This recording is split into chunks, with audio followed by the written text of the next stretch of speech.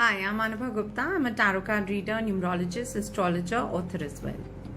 आज जिस बारे में मैं बात करना चाहती हूँ वो है कफ। अगर आपको बहुत खांसी हो रही है और आप दवाइयों के ऊपर डिपेंडेंट हो रहे हैं तो it's not a great idea.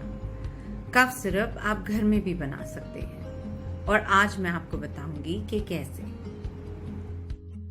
इसके लिए आपको जिंजर चाहिए, कद्दूकस किया हुआ 2 pieces is gonna be more than enough. 1 कटोरी लेमन थाइम, ये बहुत इजीली अमेज़न के ऊपर अवेलेबल है।